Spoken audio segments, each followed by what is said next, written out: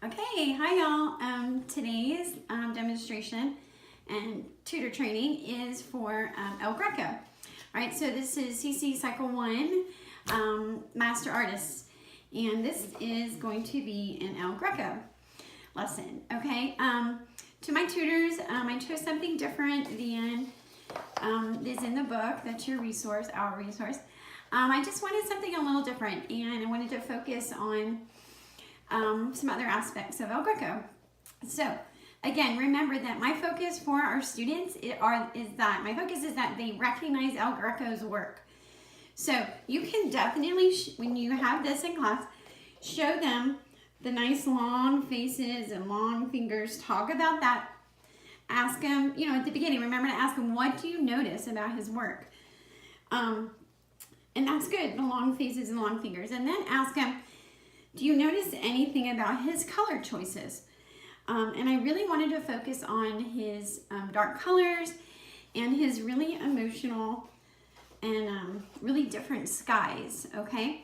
So we're gonna do that for our lesson and focus on that aspect of El Greco.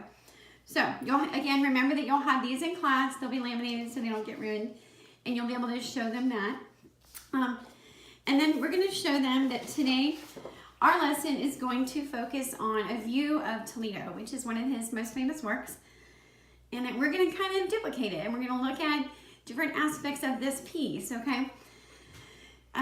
So it doesn't take very long. It's fun because we're going to use oil pastels and watercolors, so it'll be two different mediums to work with, and I think they'll do great.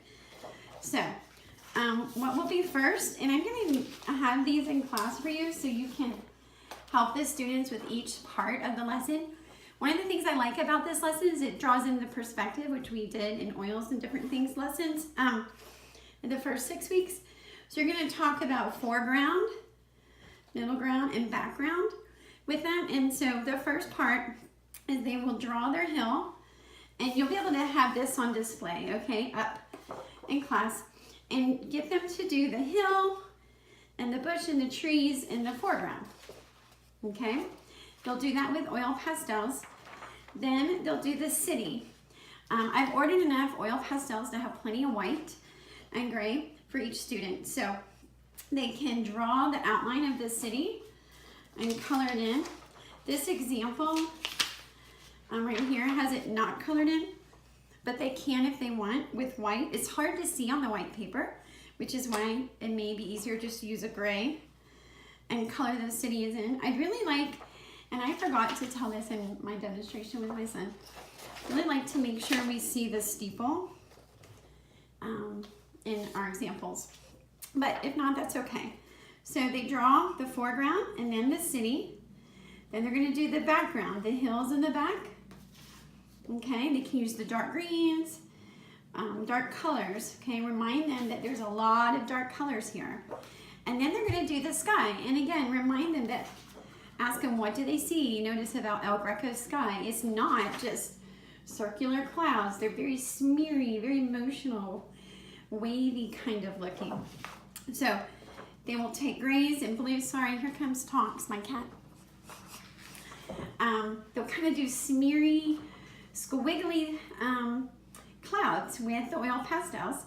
Blues, dark blues, grays, and the whites on here, you can't see it, but it is there, okay? So that is the first step. Again, remind them, talk about perspective.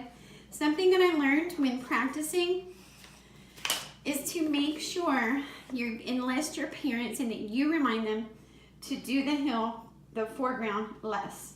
So do you see how much my son took up and it left very little sky? And it's nothing wrong with that, but again, I really want to make sure they notice the sky and get to do that. So the sky should be, like in this example, much bigger. All right? So you may have to ask the parents to help the students mark. The hill starts halfway and goes down, and so they don't use too much of the top for their sky. All right? So they'll do the oil pastels. All right? So like, for example, I'll do it real quick. I'm gonna do it fast, okay? I'm not gonna do it the whole thing because I don't wanna make you watch a 30-minute video. All right, but so the oil pastel, I'm gonna do my hill. Okay. And the kids will have all these colors, all right? And then I'm going to do that tree. You can see there's nice trees up front. And remind them that the trees that are bigger mean they're closer, right? Something we talked about in the first 6 weeks. All right, they can use different, 2 different colors. Again, we'll have plenty. All right, so there's my foreground. Now I'm gonna do the city, and I'm gonna go ahead and do it in white because I like how that looks. And you might not be able to see it really well on the video. I'll get Chloe, my amazing videographer, to zoom in a minute. Can you see it, Chloe? Yep, great, okay. So the students, even though this is white paper, they'll be able to see it, okay? So they get their city going down their city of Toledo going down, and I have that steeple pointing out that I love. All right, and then next is my background hills, okay? You see those coming up right there? So I'll do that next. Whoops, okay, so I almost went up too high. This is okay. I just want to make sure I leave plenty of sky because the sky is super fun. I'm just going to kind of wiggle this. The reason we're doing it is to show that it's, trees. It's not just a straight line of the ground. I'm going to do another couple of trees in there. Okay. All right, next, I'm going to do the sky. So I don't have a gray today. You will have a gray in class. It's on order. So it'll be coming, and I'm going to do these emotional wiggly clouds. Okay, very smeary. I don't know if smeary is a word, but it should be. Okay.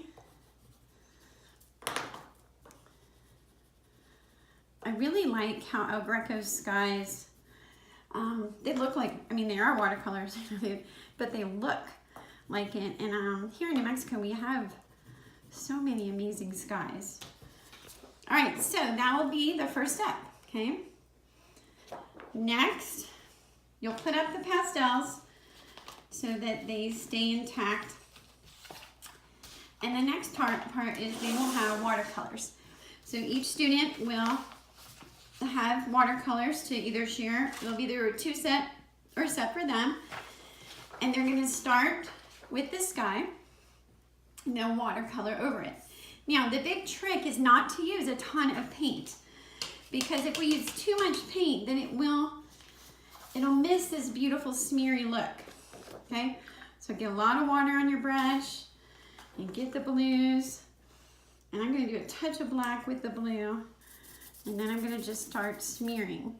Now, one of the great things about this little effect is that it doesn't go over the oils. All right, the oils resist, and you can even bring in a little science there, all right, to talk about that the oil repels the water so it doesn't stick to the paper. Now, I do like, and again, we'll make sure we bring up, ask them if they've created the same effect that El Greco has with a little bit of black in the sky.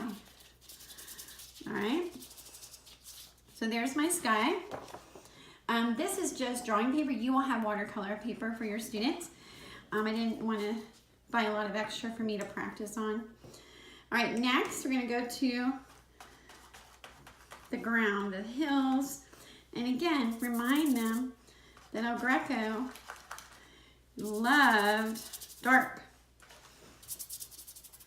Okay, so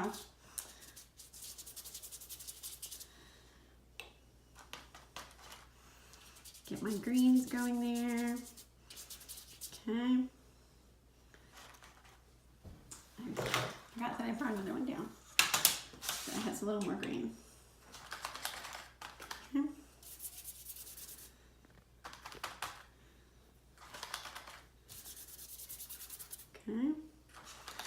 So, oh, another trick I forgot to say is to just put water on the paper and then do some more paint over it. Okay.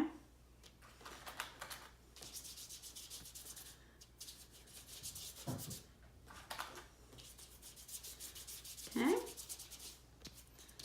So there you go. Again, I would take a tiny bit of black and do some black on here too to show how that darkness that Greco loved. Okay, so that's the basic thing. Each student will get to fine tune it how they want. Something I want to make sure you understand during the lesson, keep saying El Greco, El Greco, El Greco while you're talking, and just say, oh, what colors did El Greco love? Oh, that's looking really like an El Greco. Repetition of the name is what we're going for, because again, our focus on our campus, making sure they leave with knowing that name. So if they go to a museum or they see an art book, they can remember, oh, is that an El Greco? We're not aiming for an amazing masterpiece. We're aiming for introducing them to the concept of this lesson in technique, but mostly we're introducing them and showing them El Greco. Okay, so that's our El Greco lesson. Thanks.